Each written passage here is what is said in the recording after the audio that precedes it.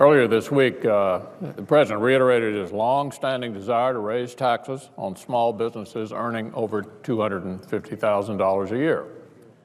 I and all of my Republican colleagues oppose this tax hike for the same reason the President himself opposed it just 2 years ago, because raising taxes would only make a bad economy worse.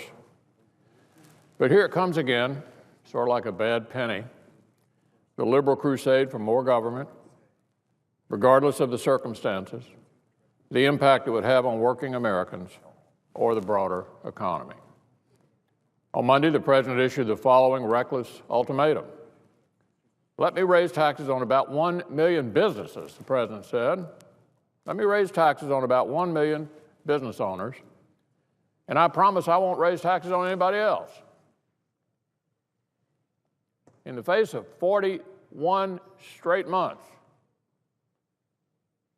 of unemployment above 8%, the President is begging Congress to let him raise taxes on the very businesses the American people are counting on to create jobs. It was the exact opposite, of course, of what is needed. For some reason, he thinks a tax hike is his ticket to re-election. He says it's fair. Well, I don't think most Americans think it's particularly fair for a government that doesn't do a thing to live within its means to take even more money away from those who've worked and sacrificed to earn it, only to waste it on some solar company or on one more government program we can't afford. We've seen this movie too many times in the past. And frankly, we don't have the luxury to waste any more time arguing about a question that's already settled for most people. The problem here isn't that the government taxes too little, but that it spends too much. What the American people need right now isn't a lecture on fairness. They don't need a lecture on fairness. They'd like to have some certainty.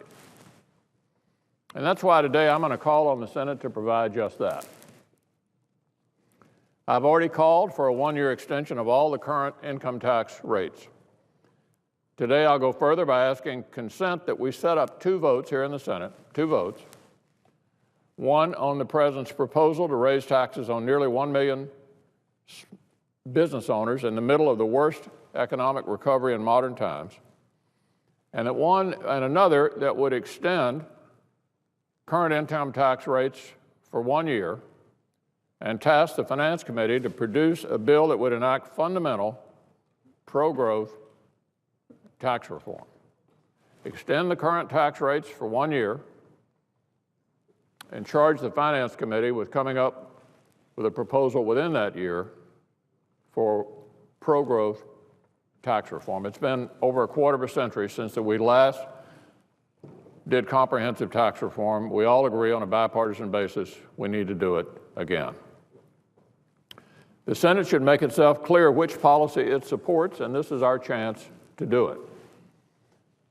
On Monday, the President said if the Senate passes this tax hike on small businesses, he would sign it right away. That's what he said Monday, 2 days ago. I can't see why our friends on the other side wouldn't want to give him the chance. So with that, Madam President, I ask unanimous consent that at 2 p.m. today, the motion to proceed to S. 2237 be adopted, and that the first two amendments in order to the bill be the Hatch-McConnell Amendment number 2491, which would provide for the extension of current rates while we work on tax reform, and a Reid or designee amendment to enact the President's proposal, which, as I've said, would impose job-killing taxes on nearly 1 million business owners. Is there an objection? Reserving the right to object.